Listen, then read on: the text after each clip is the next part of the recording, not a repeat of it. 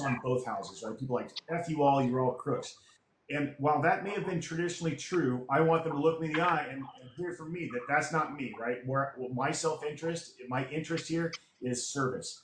But even if they don't believe me or don't buy my policy, disengaging from politics because you hate it is surrendering your only real voice in this thing. So I would rather someone who's still angry at politicians to spend some of their time to find a cause. They don't have to be experts on everything. You don't have to be Dean Withers, like who can just rattle off every statistic and just know everything.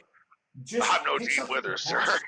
yeah, pick something you're passionate about and and figure out where in government that is being controlled or influenced, and then tackle that. And then you will. I think if someone does that, not only is it rewarding to feel like they're making a difference on something they care about, but they will begin to see there are good people out there doing great work. There are people out there that are busting their butts and sacrificing to do things for their country. They're not all crooks. Yes, there are some of them, and give them a little bit of grace because there's and then maybe this is maybe the final point I'll make on this.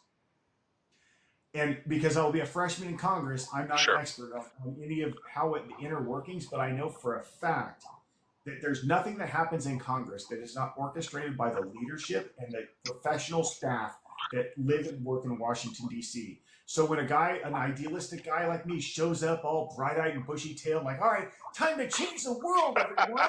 When I walk in, I know I'm going to be hit with a wall of institutional resistance. I'm prepared for that. But I'm also prepared to break glass and find the places where that is optional and where it's institutionally important. Because there are some important institutional safeguards to what could be wild machinations of all the new people coming in and break everything.